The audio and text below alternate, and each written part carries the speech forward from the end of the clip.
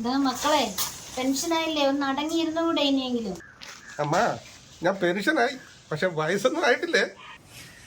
ചെറുപ്പക്കാരാ, ബിപിയുടെ ഷുഗറിന്റെ മരുന്ന് കഴിക്കാൻ മറക്കരുത് കേട്ടോ. ഓ തിന്നോളാമേ. അച്ഛമ്മ ഞാൻ പോവുകയാണേ. എന്റെ പൊന്നു മോളെ, ഒരു പൊട്ടെങ്കിലും വെച്ചിട്ട് പൊക്കോ. അച്ഛമ്മ കണ്ണ് കാണില്ലേ, ഞാൻ പൊട്ട് വെച്ചിട്ടുണ്ട്. നീ പൊടി, എനിക്ക് കണ്ണെല്ലാം കാണാം. ഇപ്പൊ നോക്കിക്കോ. വയനാടിലെ ഒരു ദുരന്തം DNA ടെസ്റ്റിലും പിടിച്ചു പറി.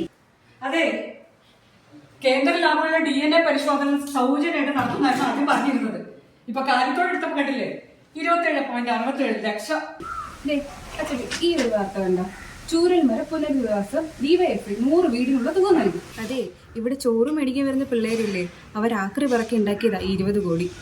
കേന്ദ്രത്തിൽ നിന്ന് ഇങ്ങോട്ട് വന്ന് പാവങ്ങളെ കെട്ടിപ്പിടിച്ച് ഉമ്മയും വെച്ച് ഫോട്ടോ എടുത്ത് ദാ പോണ.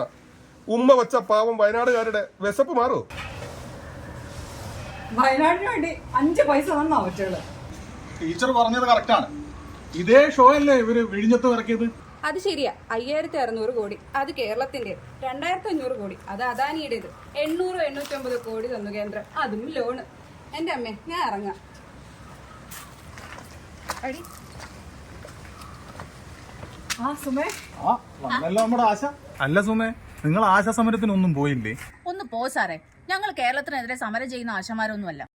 ഇന്ത്യയിലെ ഏറ്റവും കൂടുതൽ വേതനം വാങ്ങുന്നത് കേരളത്തിലുള്ള ആശമാരാ. അതിൽ ഞങ്ങൾക്ക് അഭിമാനമുണ്ട്. ആശമാരുടെ വേതനം കൂട്ടണം, അവരെ തൊഴിലാളികളെ അംഗീകരിക്കുകയും ചെയ്യണം. പക്ഷെ അത് ചെയ്യേണ്ടത് കേന്ദ്രമാണ്. അല്ല ടീച്ചറെ, അപ്പൊ നമ്മൾ കേന്ദ്രത്തിനെതിരെയല്ലേ സമരം ചെയ്യേണ്ടത്?